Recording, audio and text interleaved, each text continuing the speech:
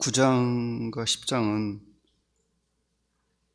우리 주님이 예루살렘으로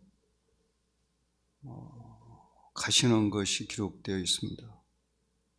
1절부터 13절에 소위 변화산 사건이라고 알려진 우리 주님이 하나님의 신성을 잠시 동안 나타내신 것이 기록되어 있습니다. 여기에서 강조점은 우리 주님이 앞으로 가셔야 될 그 길이 이 수치와 고통과 죽음의 길이라는 것을 설명하시고 있습니다. 사람 모두 하나같이 이 생활이 평탄하기를 기대하고 또 우리의 인생에 어떤 어려움이 없기를 마음에서 바라고 있죠. 그러나 인생에 대한 해답은 이미 나왔습니다. 성경에. 인생은 고난을 위하여 났나니 불티가 이로 나름 같으며. 불티는 항상 위로 날리죠. 아래로 처음부터 떨어지는 법은 없습니다. 불티가 이로 나르는 건 당연한 거잖아요. 그런 것처럼 이 세상에 태어난 사람은 누구를 막론하고 크고 작은 어려움을 겪게 되어 있습니다. 그런데 이렇게 이미 정해진 이 인생에서 어려움을 전혀 겪지 않으려고 한다든지 그런 고난이 왔을 때 그것을 견딜 수 없어 한다든지 그럴지라도 고난은 결코 없어지지 않습니다. 고난에 대해서 우리가 어떤 태도를 갖든지 고난이 없어지는 건 아니라는 거죠. 그렇다면 우리는 고난에 익숙해지는 훈련을 스스로 할 필요가 있습니다. 그것이 인생을 덜 힘들게 사는 것이죠. 여기서 우리 주님이 이 하나님의 나라가 권능으로 임하는 것을 볼 사람들이 있다고 그랬어요. 죽기 전에. 그런데 놀랍게도 그 일은 바로 일어났습니다. 권능으로. 실제 이 나라, 이 세상에 하나님의 나라가 실현되는 것이 아니고요. 그래서 베드로와 야고보와 요한이 그 하나님의 나라가 권능으로 임하는 것을 본 사람들이었습니다. 이때가 서기 29년경이라고 합니다. 그러면 우리가 왜 12제자 가운데 베드로와 야고보와 요한에게만 이런 더 놀라운 이 경험을 하게 하시는가? 우리는 하나님을 섬기면서 그런 의아한 생각이 들 때가 있습니다. 어떤 성도님에게는 나보다 더 하나님의 이 권능을 많이 경험하게 하시는 것을 볼 수 있죠. 그래서 그것이 불공평한 것이 아닌가 이런 생각을 할 수 있습니다. 그런데 인생이라는 것은 처음부터 불공평하게 되어 있습니다. 그래서 불공평하게 한 것을 우리가 굳이 불평할 필요는 없다고 봅니다. 불공평하게 되어 있기 때문에 영원한 세계가 있는 것입니다. 그래서 이 세상에서 내가 불공평한 삶을 살았다면 거기에 대한 보상은 영원한 세계에 가서 틀림없이 하나님께서 주실 것입니다. 어쩌면은 이 세상에서 많은 것을 누린 사람일수록 또 많은 것을 받은 사람일수록 하나님 나라에 가서 받을 보상은 줄어든다고 볼 수 있습니다. 그리고 주님 안에서 더 큰 성령의 은사와 이 성령의 이 놀라운 체험을 하시는 성도님들은 더 큰 책임이 있다는 것입니다. 주님에 대해서.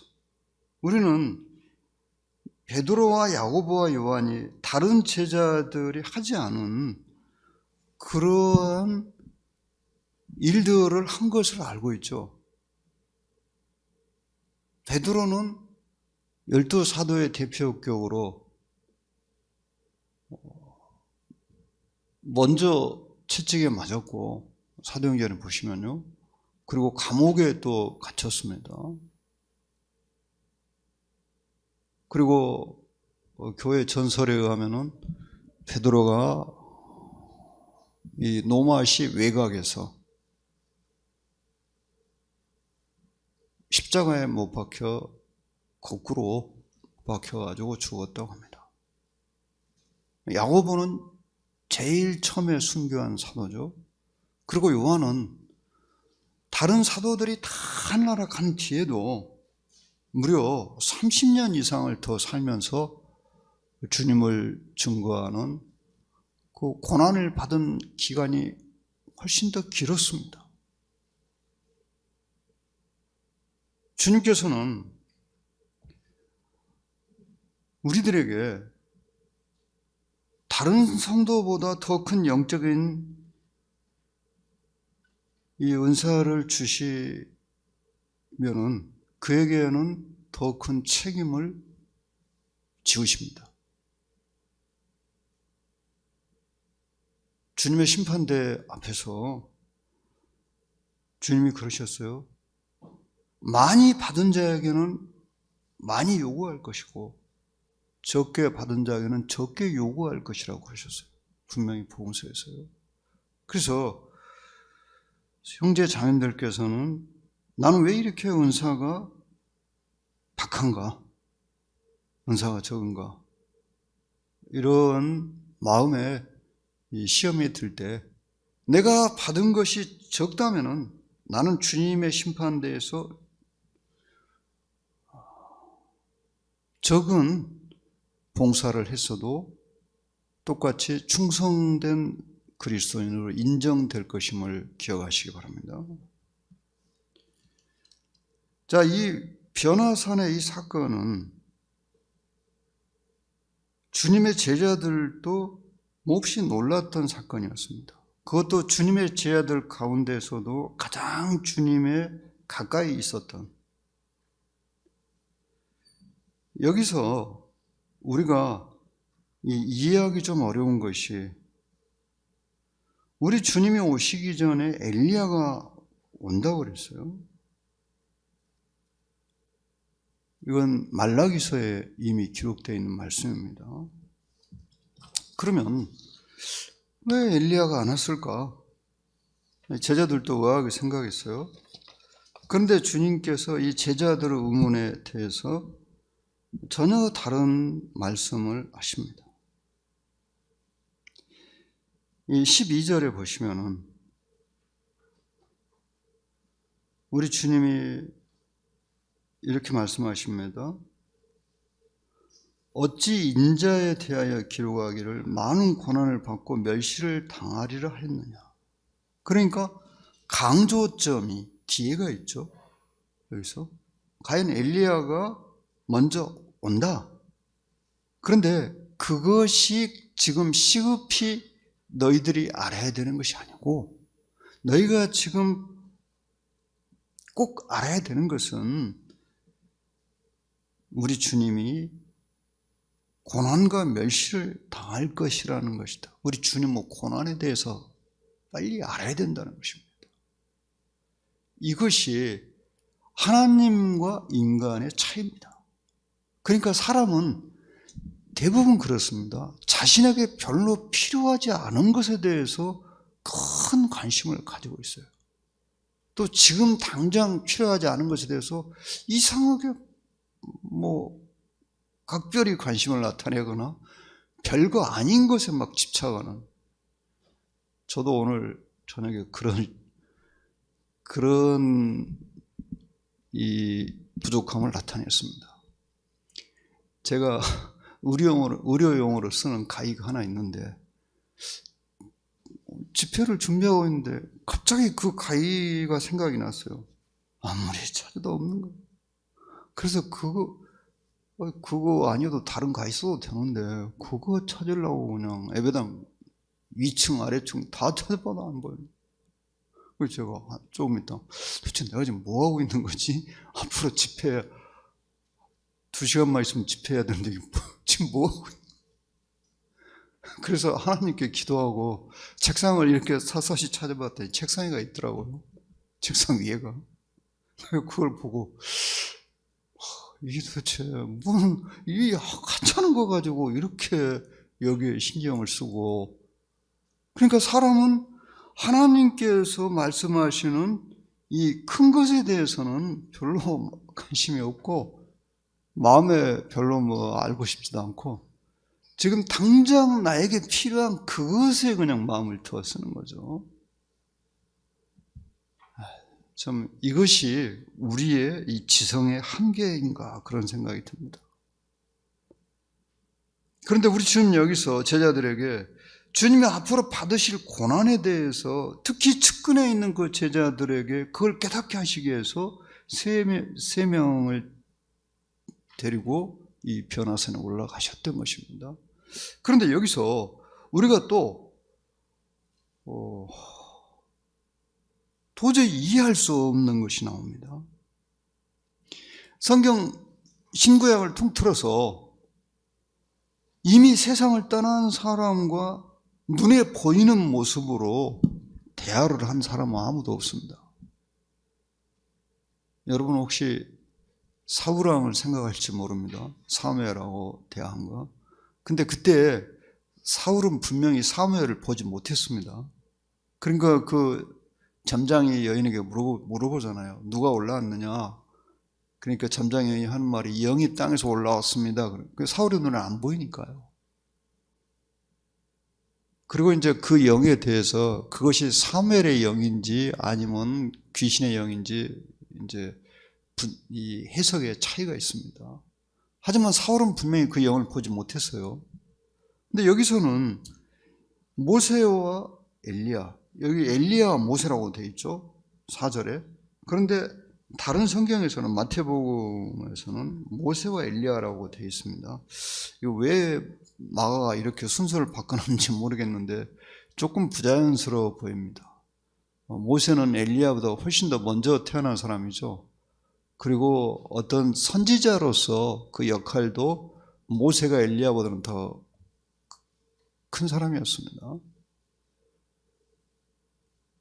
이 베드로와 야고보 요한이 보고 알았어요. 저들은 모세와 엘리야인데. 그러니까 이 마가복음을 쓴 마가는 베드로하고 아주 가까이 지냈습니다. 그래서 마가복음에 이 기록된 말씀들은 베드로를 통해서 마가에게 일단 전달됐다고 보시면 됩니다. 다른 분들을 통해서 들은 이야기도 있었겠죠. 이런 경우는 처음 봅니다. 성경 전체에서요. 이미 세상을 떠난 분이, 죽은 분이 눈에 보이는 모습으로 나타나가지고 이야기를 하고 있다는 것은, 혹시 꿈이라면 모르겠지만, 그럼 이것은 무엇을 의미하는 것일까요? 누가복음 20장 38절 한번 보겠습니다. 하나님은 죽은 자의 하나님이 아니요 살아있는 자의 하나님이시라. 하나님에게는 모든 사람이 살았느니라 하시니. 여러분, 이 말씀과 이 변화산의 사건을 비교를 해보면 어떤 분석이 나옵니까? 하나님에게는 모든 사람이 살았느니라. 우리 주님에게 이미 죽은 모세가 나타났어요. 그런데 하나님께는 모든 사람이 살아있어요. 죽어서 없어진 사람이 한 명도 없어요. 그러면 이 사건은 우리 주님이 하나님이란 사실을 보여주는 사건이었습니다.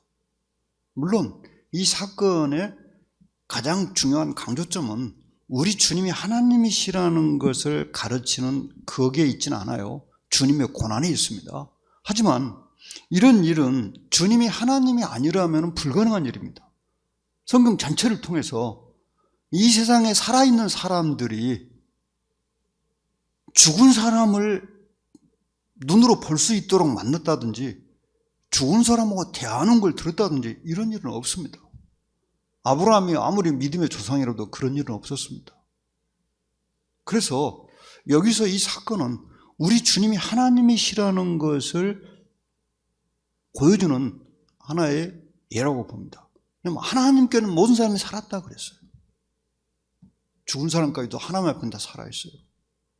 그래서 죽은 자도 우리 주님 앞에 나타나서 주님과 앞으로 주님이 받으실 고난에 대해서 이야기를 했습니다.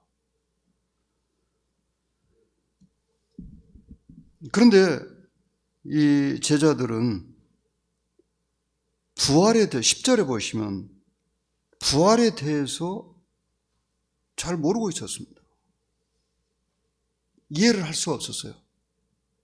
우리가 이 세상에 사는 동안에 성경의 모든 말씀을 과연 알 수 있을까요? 알 수 없는 말씀도 있습니다. 그것이 인간의 한계입니다. 주님의 사도들도 주님이 부활하시기 전까지 부활에 대해서 잘 몰랐습니다. 모든 사람이 전체가 부활하는 건 알고 있었어요. 하지만 개별적인 부활에 대해서는 모르고 있었어요. 여기서 주님이 부활하시는 건 개별적인 사건이죠. 전체 부활 사건이 아니고요. 거기에 대해서는 이해를 하지 못하고 있었어요. 그래서 우리가 하나님의 모든 말씀을 과연 다 알 수 있느냐? 만약에 누가 나는 성경의 모든 말씀을 다 알고 있다, 다 해석할 수 있다, 그건 틀림없이 착각하고 있는 것입니다. 아니면 자기를 과장하고 있든지 그럴 수가 없어요. 이미 성경에서 해석이 안 되는 말씀들은 밝혀져 있습니다. 주님께서는 세례 요한이 그리스도가 세상에 오시기 전에 말라기에 예언되어 있던 엘리야라고 말씀하십니다. 즉 세례 요한이 엘리야의 마음을 가지고 왔다고 누가복음에도 기록이 되어 있죠. 엘리야의 역할을 세례 요한이 했다는 것입니다. 엘리야가 한 역할이 바알 숭배에 빠진 이스라엘을 돌이켜서 하나님께로 돌아오게 하는 역할이었어요. 그런데 지금 이스라엘 사람들이 말로는 하나님을 부르고 있는데 마음은 하나님에서 떠나 있었어요. 그래서 세례 요한이 이스라엘 사람들에게 무서운 말을 했죠. 독사의 자식들아, 누가 너희들이 회개하라고 했느냐. 그냥 무서운 말을 했어요. 그래서 이스라엘을 돌이키는, 그래서 우리 주님을 영접하게 하는 그 역할을 세례 요한이 했었습니다. 하지만 안타깝게도 이스라엘 민족은 이 메시아의 사자인, 즉 그리스도의 사자인 그리스도가 이렇게 오시리라고 앞에서 외치는 이 세례 요한을 죽였습니다. 살해했어요.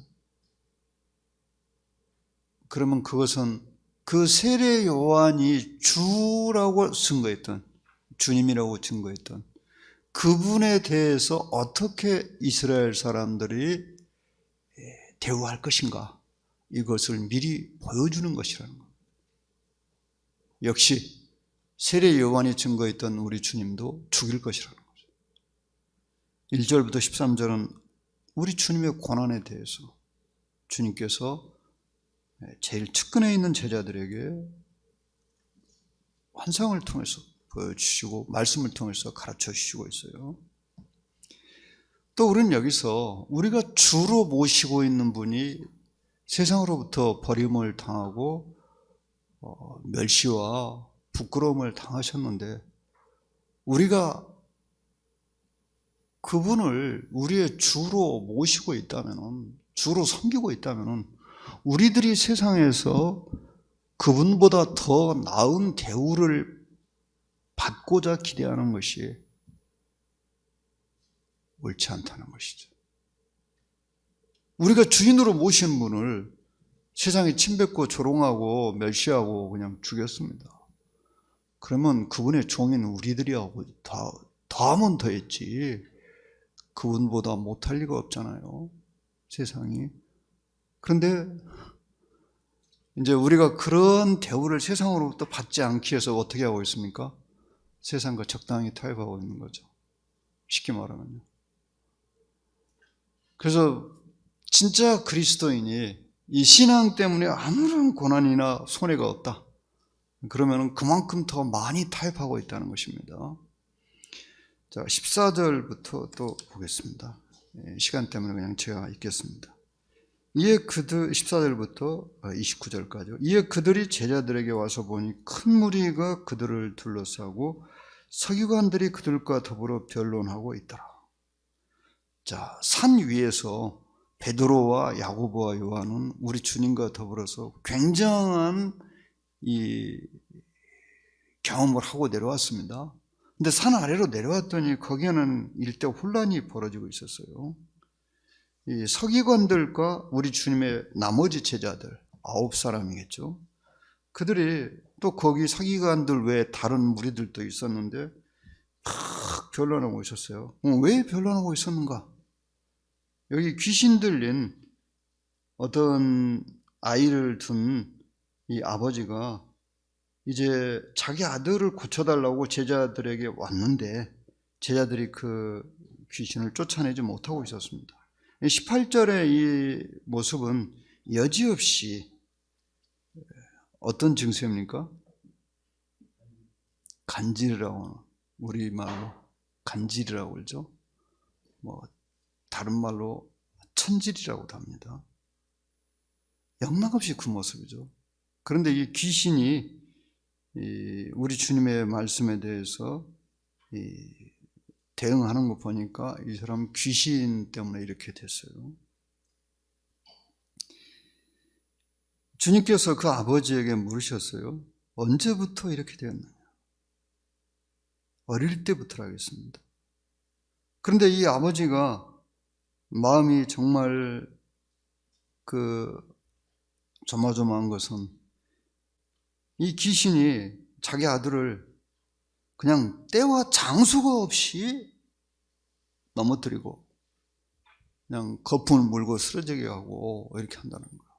근데 그 장소가 불이 있는 데서도 하고 물이 있는 데서, 물속에서 그렇게 한다. 그러면 이제 익사해버리겠죠. 물에 빠져 죽겠죠. 불에서 그렇게 했다고 하면 불에 타 죽을 거 아닙니까? 그러니까 이제 이 아버지가 아들을 그냥 계속 어떻게 해야 되겠어요? 자기가 살펴볼 수 있는 가시거리 안에만 아들을 두어야 되겠죠. 근데 그 기간이 지금 얼마인지 확실히 나와 있지 않지만 얼마나 그동안에 고생을 많이 했겠습니까? 이 아버지가. 또 아들은 아들대로 엄청난 고통을 당했겠죠. 참 이 모습을 보면서 도대체 아버지의 역할이 어디까지인가? 우리 아버지들의 역할이 어디까지인가? 요즘에 하도 그냥 회개한 일이 일어나니까 그냥 이 이혼 법정에서 서로 아이를 책임 안 지려고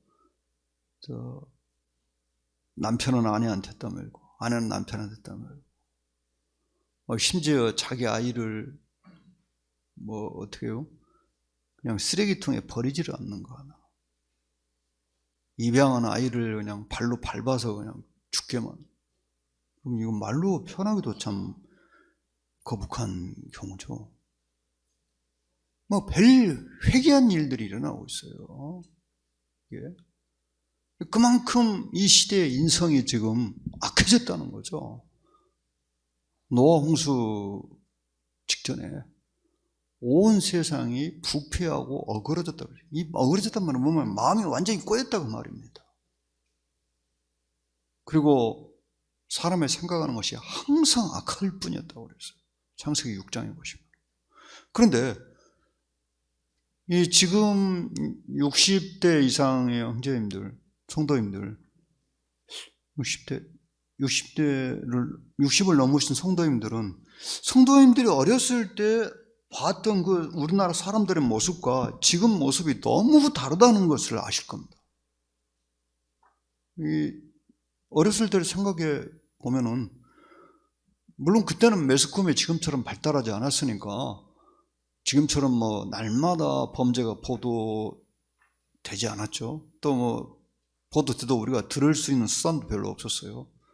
그때는 뭐 온 마을에가 TV 한 대가 있을 정도였으니까요. 시골 마을에서는 라디오도 몇 대 없었어요. 그런데 그때는 이런 범죄가 일어나도 조금 일어났는데 지금은 그냥 뭐 계속해서 일어나고 있어요. 이게 다 보도가 안 됩니다. 다 보도하면은 진짜 그런 죄가 안 일어나는 하루도 없겠죠. 그뿐 아니죠. 다른 일들도, 정말 이해할 수 없는 괴상한 일들이 막 일어나고 있어요. 이게.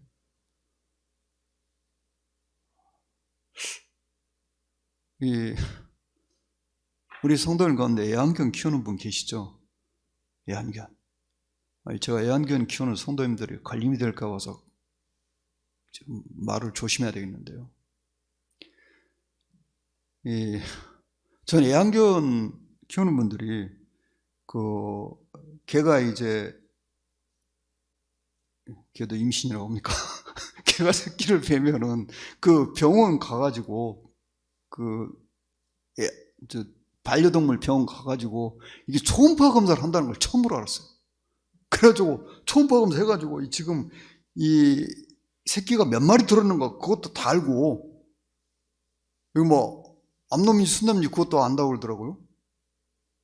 근데 그 이야기를 들으면서 지금 도대체 이게 뭐야? 난 처음 사람 이야기하는 줄 알았어요. 그 얘기 들으면서.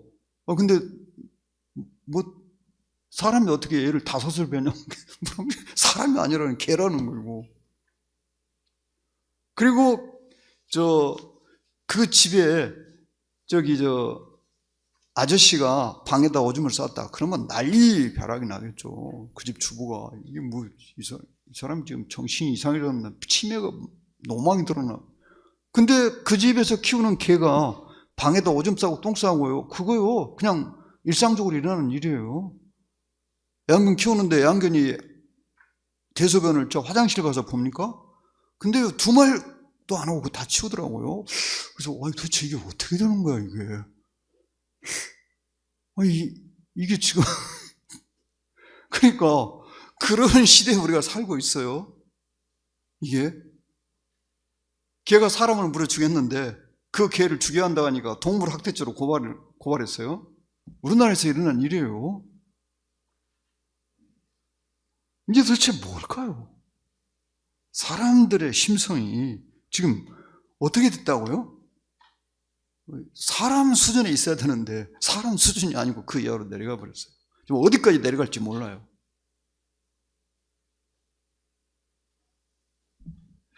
이거 도대체 왜 이렇게 되는 걸까요? 귀신이 그만큼 우리 사람들의 정신세계를 지배하고 있다는 거죠. 우리 주님이 이스라엘에 오셨을 때 귀신들이 날뛰었는데 사람들의 마음이 완악하다 그 말은 완전히 고집으로 뭉쳐있다는 거예요. 귀신들이 고집이 센 사람일수록 귀신이 속이기가 쉽답니다. 실제로 그렇습니다. 귀신은 사람보다 월등하게 머리가 좋거든요. 쉽게 말해서. 그러니까 머리 좋은 사람들 귀신한테 머리 좋은 걸 자랑하다는 큰 코 다칩니다. 귀신은 인간보다 월등하게 머리가 더 좋아요. 그리고 귀신은 경험도 많아요. 그냥 몇천 년 동안 인간을 다뤄왔어요. 귀신 죽는 법이 없잖아요. 그러니까 이 사람은 이런 유형은 어떻게 다뤄야 되는지 그냥 빠삭하게 알고 있는 거예요. 그래서 주님이 여기서 말씀하시죠. 이 제자들이 이제 귀신 쫓아내지 못하니까 주님이 탄식하죠. 도대체 언제까지 내가 이들의 이 믿음 없는 것을 참아야 되는 거야. 19절에 탄식하시잖아요. 그럼 여기서 얼마나 너에게 참으려, 이 대상이 거기에 있는 군중들을 대한 것일까요? 아마 주님의 제자들이었을 가능성이 큽니다. 군중들이 어차피 믿음이 없는 자들이니까. 그러면 전날에 우리 주님의 제자들이 귀신을 잘 쫓아냈어요. 왜 못 쫓아냈을까요? 이제는 신앙생활을 하시면서 과거에 나타냈던 그 능력이 오늘도 꼭 나타난다고 기대할 수는 없습니다.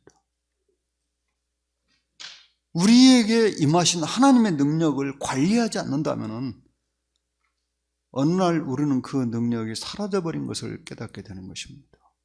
우리 주님의 제자들은 전날에 귀신을 능하게 쫓아냈습니다. 어느 사이인가 그들은 그런 능력을 항상 행할 수 있다고 착각했던 것 같습니다. 근데 주님이 여기서 이제 29절에 마지막 말씀하시죠. 기도 외에 다른 것으로 이런 종류가 나갈 수 없느니라 하시죠. 이 말씀은 그 제자들이 기도에 힘쓰고 있지 않았다는 것을 나타냅니다. 그러면 제자들만 그럴까요? 우리는 그렇지 않을까요? 저희가 생각할 때는 우리는 더 한다고 봅니다. 더 해야 된다고 봅니다. 나에게서 하나님의 능력이 머물려면 더 많이 기도해야 된다. 제자들은 주님과 함께 있었어요. 그런데도 그들이 기도하지 않으니까 능력이 사라졌어요. 왜 기도해야 되는가? 왜 성경이 그토록 기도를 강조하고 있는가? 이 사건이 단적으로 보여주는 것이죠. 기도하지 않으면, 기도 안 하는 건 아니에요. 적어도 하루에 3번은 기도하죠. 아침, 점심, 저녁. 밥 먹을 때요. 근데 그 식사 기도를 가지고 내가 기도를 하고 있다, 이렇게 말하는 건 좀 그렇잖아요. 기도에 힘쓰지 않으면 어느 사이인가 우리에게도 하나님 능력이 사라지고 마는 것입니다. 자, 30절부터 또 보실까요? 그곳을 떠나 갈릴리 가운데로 지날 때 예수께서 아무에게도 알리고자 아니하시니 이는 제자들을 가르치시며 또 인자가 사람들의 손에 넘겨져 죽임을 당하고 죽은 지 3일 만에 살아나리라는 것을 말씀하셨기 때문이더라. 그러나 제자들은 이 말씀을 깨닫지 못하고 묻기도 두려워. 우리 주님의 고난에 대해서 이 제자들은 물어보기도 두려워했어요. 왜? 지금 주님이 제자들과 함께 계시기 때문에 그들이 대단한 마음의 자부심을 가지고 살고 있었는데 주님이 그냥 가셔버린다.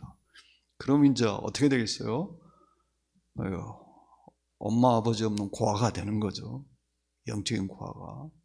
그러니까 물어보기도 겁을 냈어요. 사실 우리도 그런 거 있잖아요.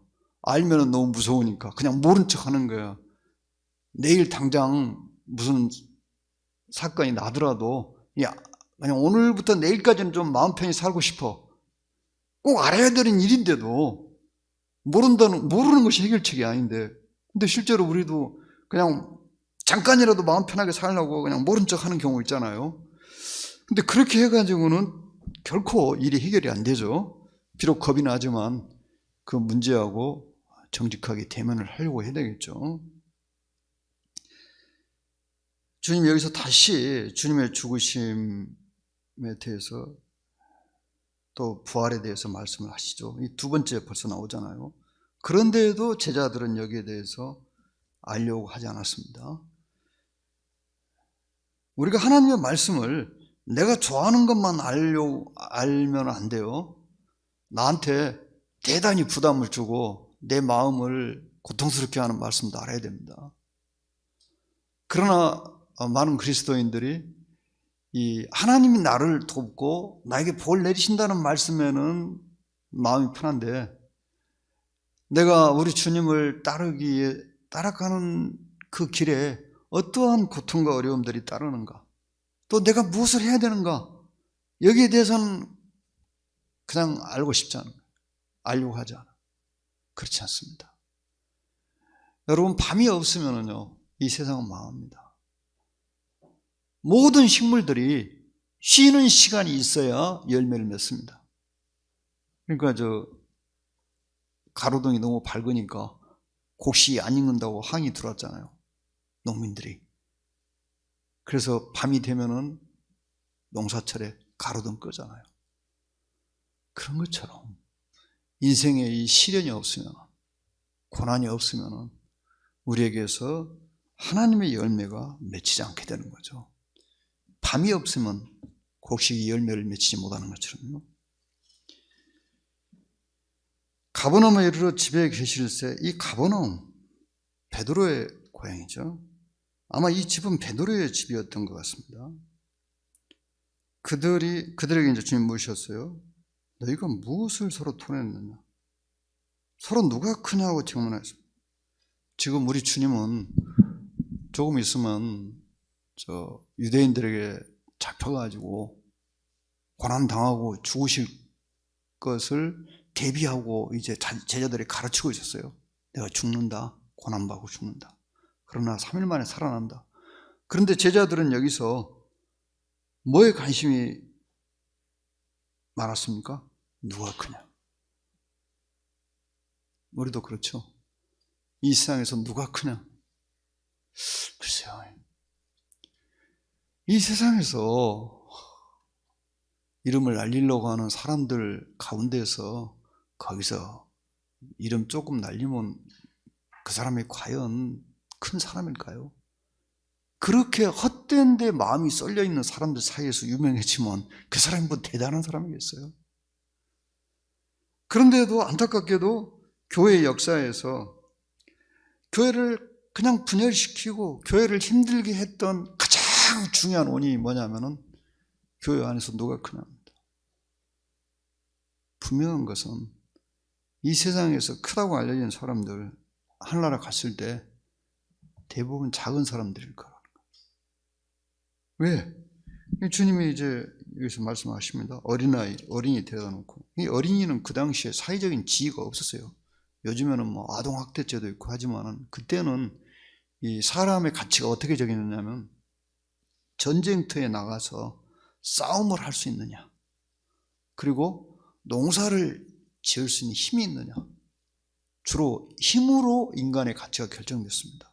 힘이 없으면은 이 지식이라도 있어야 돼. 그런데 어린이는 아무것도 없는 거예요. 그래서 여자와 어린이는 사회적인 약자였습니다. 그런데 우리 주님께서 여기서 어린이를 대놓고 이제 제자들에게 완전히 인간의 생각과는 반대되는 말씀하셨어요. 첫째가 되고자 하면 무사람의 끝이 되어야 되고 무사람을 섬기는 자가 되어야 하리라. 이거야말로 거기 있는 제자들에게 대단히 받아들이기 어려운 가르침이었을 것입니다. 오늘날 우리에게도 마찬가지죠. 대단히 받아들이기 어려운 가르침이에요. 그런데 신앙은 철저하게 개인적이라는 것을 여러분 아십니까? 요한복음 21장에서 베드로가 주님에 그러죠. 주여, 이 사람은 어떻게 되겠습니까? 요한을 가리켜서요. 근데 우리 주님이 베드로에게 그랬어요. 그 앞에 젊어서는 네가 띠띠고 원하는 것으로 다녔지만 늙어서는 사람들이 너를 원치 않는 것으로 데려갈 것이다. 베드로가 어떠한 죽음을 당할 것인가를 말씀하신 거라고 그랬어요. 그것이 내가 원치 않는 곳으로 간다는 것은 다른 사람들이 강제로 나를 끌고 간다는 거잖아요. 그러니까 이제 이 베드로가 너는 나를 따르라 그랬어요. 근데 이제 거기 요한이 우리 주님 따르는 거 보고 이 사람은 어떻게 되겠습니까? 내가 다시 올 때까지 남겨둔다 할지라도 너에게 무슨 상관이냐? 너는 나를 따르라. 그렇습니다. 신앙은 철저하게 개인적인 것입니다. 저는 부부간에도 어떤 것은 같이 우리 주님에게 평가를 받겠지만 어떤 것은 완전히 부부간으로 따로 받는다고 그렇게 분별합니다. 그래야 되겠죠.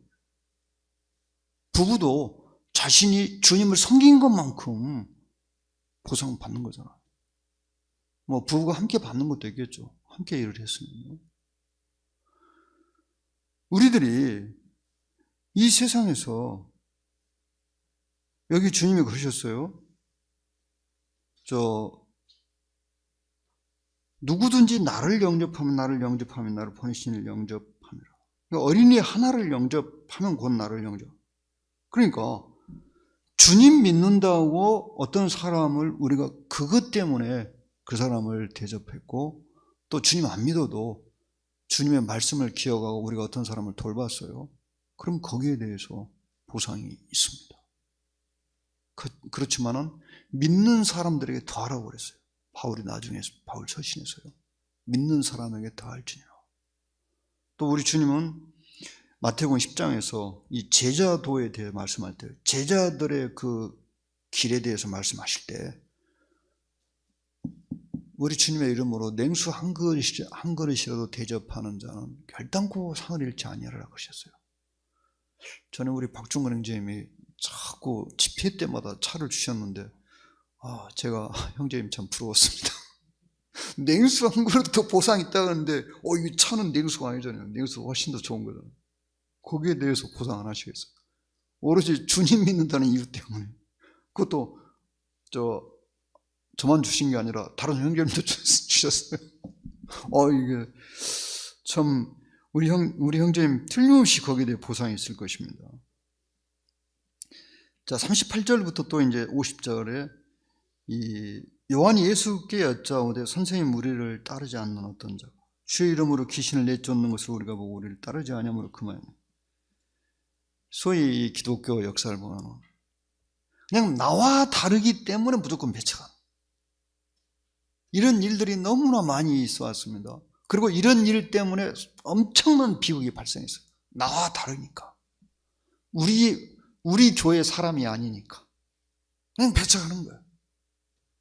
그 사람 대해서 아무것도 몰라. 저기 사사기에 보시면은 에브라임 지파하고 입다하고 싸움이 벌어졌을 때 에브라임이 사실 잘못했어요. 에브라임이 이스라엘 12지파 가운데 세력이 아주 크거든요. 유다 지파하고 더불어서. 그러니까 에브라임이 입다한테 네가 적을 치러 갈 때 우리 안 불렀냐. 또 시비 걸고 나왔어요. 그러니까 입다가 내가 너희들 분명히 불렀는데 너희들이 안 왔다. 내가 사람 다 불렀다. 그런데 이제 에브라임이 입다는 에브라임 지파 아니잖아요. 그러니까 깔보고 이제 싸웠어요.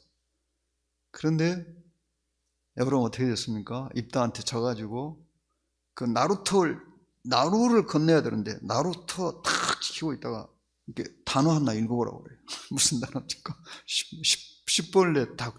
근데 이게 우리 영남 지방에서 이 경음을 발음 못 하잖아요. 쌍기역, 쌍시어, 쌍지어 이거 발음 못 하잖아요. 그러니까 이제 거기도 그러신가 봐요. 그러니까 이제 이게 발음 에브라임에서는 그 발음 못 해. 그 발음 못 하면 그냥 무조건 죽여버려요. 동족인데. 그게 뭡니까? 오직 하나의 기준으로 모든 것을 평가해버리면요. 설 사람이 아무도 없어요. 하나의 기준으로. 인간은 여러 가지 기준을 갖고 있어요. 그 4만 명 죽을 때 그 4만 명 가운데 정말 꼭 이스라엘에 필요한 사람들도 많이 있었을 거예요. 근데 그 단어 발음 하나 못 했다가 다 죽여버렸어요. 우리도 조심해야 됩니다. 자, 여기서 어떤 사람이 주님의 이름으로 능력을 행했어요. 이 사람 참 믿음이 대단한 사람이에요. 우리 주님하고 같이 다니지 않는데도. 그런데 이제 제자들이 야, 너 누구야? 누가 우리 선생님 이름으로 귀신 쫓아내라고 그랬어. 하지 마. 그러니까 그 사람이 어떻게 느꼈어요? 멋쩍해가지고 이제 못하겠죠, 거기서는. 그런데 다른 데 안 보는 데 가서는 또 귀신 쫓아낼 수도 있겠지만은 우리 주님이 여기서 그러십니다. 이 주님의 이름으로 능한 일을 하고 즉시로 나를 비방할 자가 없다. 우리를 반대하지 않는 자는 우리를 이해하는 자니라. 여기서 잘 보셔야 돼요. 이건 구원에 관한 말씀이 아닙니다. 봉사에 관한 말씀이에요. 주님의 이름으로 봉사한 것에 대해서 우리들이 시기하고 못마땅해하고 그러지 말아야 된다는 거예요. 우리 교회 성도가 아니라 그래서. 또 있어요. 우리 교회에서 저 복음 들은 게 아니고 다른 데서 복음 듣고 구원받았어요. 그럼 우리가 그 구원 인정 안 할 것인가? 아닙니다. 그렇게 하면 안 돼요. 우리 한국 기독교계에서 어떤 그런 사람들이 있었어요. 근데 그 사람들 지금 어떻게 되냐? 잘못됐어요. 그러니까 어떠한 교회도 진리의 기준이 될 수 없다는 거죠. 어떤 교회나 개인도 진리의 기준이 될 수 없어요. 모든 것이 우리 교회가 최고다, 내가 최고다, 그럴 수 없어요. 우리는 모두 우리 주님의 몸된 교회의 한 지체일 뿐입니다. 최고라는 지체는 없어요. 이 인간의 몸을 보면은 내가 제일 중요합니다. 이건 틀림없어요. 내 다치면 그냥 사망이에요. 사망이거나 아니면 인사불성이죠. 그런데 나머지 기관들도 물론 이제 중요도 차이가 있어요. 참고로 알아두세요. 그 다음에 심장입니다. 심장 다치면 아주 치명적이에요. 그 다음에는 폐겠죠. 그러나 이 몸들은 어떤 자신이 더 중요한 역할을 한다고 해서 싸우지는 않습니다. 한 몸에서는 절대로 안 싸웁니다. 우리가 이 교회라는, 우주적인 교회라는, 구원받았으면 다 그 교회 지체입니다. 함께 모이지 않아도, 또 우리가 생각이 달라도 구원받았으면 성도입니다. 그렇지만 서로 분별이 다르고 생각이 다를 때 한 교회에 모여서 주님을 섬기는 건 어려워요. 그리고 같이 모이려면은 같은 분별을 해야 되잖아요. 근데 구원받은 것은 사실인데 이렇게 교제해보니까 달라. 수건, 왜 꼭 수건 써야 돼요? 성경 쓰라고 그랬어요. 그것은 고린도 교회에서 썼죠. 그 구태여가는 걸 지금도 하십니까? 난 그렇게 안 봅니다. 왜 그렇게 안 봅니까? 저 고린도전서 1장에 모든 교회에 이 서신 주셨고, 고린도서 11장에서 우리나 다른 하나님의 모든 교회에서는 이런 규례가 없느니라 이렇게 말씀했어요. 이 너울 가지고 막 다투고 그런 게 없다는 거예요. 그냥 무조건 쓰는 거예요. 또 교회 역사를 보니까 1800년대 말까지 그냥 다 썼어요. 교파에 관계없이. 그냥 그거 역사를 찾아보면 그냥 나와버려요. 근데도 누가 그런 거예요? 이렇게 복잡한 현대에서 오직 그러고 별거 아닌 거 가지고 그러십니까? 그럼 같이 모일 수 없어요. 그런 경우 구원 받았다 할지라도. 그러니까 한 교회에 같이 모이려면은 어떤 성경의 진리에 대해서 같은 분별을 하고 있어야 한다는 거죠. 그리고 그 분별을 할 때 우리는 주님의 심판대 앞에서 내가 분별한 것에 대해서 주님에게 말씀드릴 준비를 하고 있어야 되는 것입니다. 내가 왜 그 말씀을 이렇게 분별하고 그 말씀을 지켰는가? 근데 내가 주님의 심판대 앞에 가서는 자신이 없어. 그러면 어떻게 해야 되겠어요? 바꿔야 되겠죠. 그러니까 우리들이 어떤 것으로 옳다고 주장할 때 여기 주님이 계시다고 생각해 보세요. 우리 앞에 주님이 계셔. 근데 주님 앞에서 내가 주님에게도 내가 지금 주장하는 것이 옳다고 말할 수 있을까요? 그러면 돼요. 근데 주님 앞에 가면은 자신이 없어요. 이거 안 될 것 같은데. 왜? 성경에 이렇게 안 돼 있거든? 그러면 바꿔야 되잖아요. 내가 그리스도인이라면은. 그런데 바꿀 생각이 없다. 그러면 같이 섬길 수는 없어요. 그분은 이제 그런 분들끼리 섬겨야 되겠죠. 하지만은 우리 주님의 이름으로 어떤 일을 한 것에 대해서 우리가 가볍게 판단해서는 안 된다는 거죠. 자, 여기서 이 42절에 우리 주님이 무서운 말씀을 했죠. 나를 믿는 이 작은 자들 중에 하나라도 실족하면 차라리 작은 자는 어린이들입니다. 주님 믿는 그리스도인을 우리가 어떤 모함을 하든지 아니면 오해를 했다든지 어떤 이유를 막론하고 실족하게 하면, 믿음에서 넘어지게 하면은 나 때문에 그 사람이 죄를 짓고 주님 섬기는 걸 포기했어. 이렇게 된다면 또 잘못 분별해버렸어. 잘못 알게 됐어요. 그럴 수 있잖아요. 나중에 믿은 그리스도인들은 먼저 믿은 그리스도인의 분별을 대부분 중요하게 봅니다. 근데 내가 잘못 분별하고 있었어. 그래가지고 이제 그 그리스도인이 잘못됐어요. 엉뚱한 믿음을 갖게 돼버렸어요. 엉뚱한 분별을 하게 돼버렸어요. 그러면 연자매 돌 목에 메고 바다에 던져지는 게 낫다고 그랬어요. 이런 일은 지금 시대도 많이 있습니다. 아무 근거도 없고 증거도 없는데 막 모함을 해가지고 어떤 그리스도인을 곤란에 빠뜨리고 완전히 그냥 매장시키고 이런 일들이 시간이 가면 밝혀지겠지만 그 밝혀진다 할지라도 그가 받은 마음의 상처, 손해 이건 정말 평생 동안 많이 안 될 수도 있어요. 그러니까 우리들은 남의 말을 할 때 그 사람의 장점, 잘한 거 이런 것은 말을 할 수 있겠지만 그것도 다 말하면 안 돼요. 본인이 싫어하는 경우는 안 해야 되겠죠. 남의 잘못을 말할 때는 최선이 뭐냐면은 말 안 하는 게 최선입니다. 남의 잘못에 대해서. 어떤 법정에서 증언을 해야 된다. 뭐 그런 경우 어쩔 수 없겠죠. 뭐랄까요. 그러니까 상황이 도저히 말하면 안 되는 상황이다.